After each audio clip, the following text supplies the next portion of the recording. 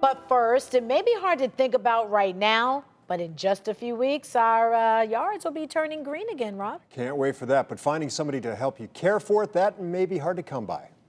We're not going to have enough people that we can hire locally to do the work.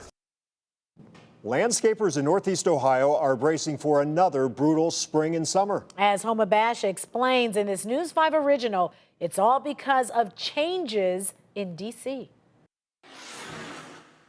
More than 36 House members and senators, including Ohio's Rob Portman, sent this letter to the Trump administration asking for more H-2B visas to be released.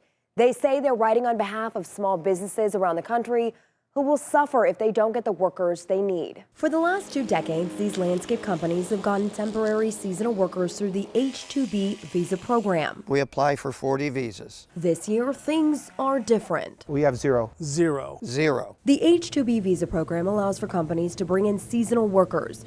In 2018, a change to the program under the Trump administration meant many businesses didn't get the supplemental workforce they say they needed. It stifles our business. It curtails our growth. Now in 2020, the program has gone to a random lottery. In Northeast Ohio, about 125 landscape companies use H-2B workers. And this year, only a third got those visas. With a season that runs from April to November, they say it's a stable and seasonal workforce that's needed.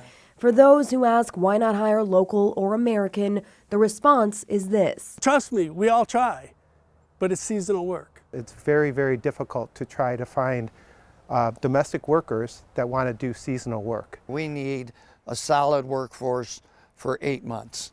And that's what this H-2B visa program provides. In fact, Rick Hari of Suncrest Gardens says the year they didn't get their workers, they hired 105 employees to fill 50 positions. No shows, couldn't handle the work, just not interested in doing this type of labor. I'm most worried about the business to be able to survive if we don't get our workers. Gary Stanek says the year they didn't get their workers, they lost 50% in sales. For the roughly 80 companies in Northeast Ohio who likely won't get their landscape workers, it could mean downsizing, layoffs, and potentially even closing their doors. Plus, there's a ripple effect.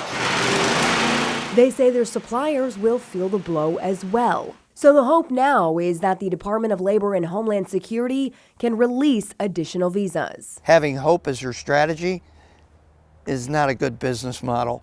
We'd like to know. We want to know now so we can plan our summer and our spring. Senator Sherrod Brown tells us he understands some employers have a legitimate need for seasonal employees, but he also believes reforms are needed to make sure it doesn't bring down wages for all workers. Homa Bash, News 5.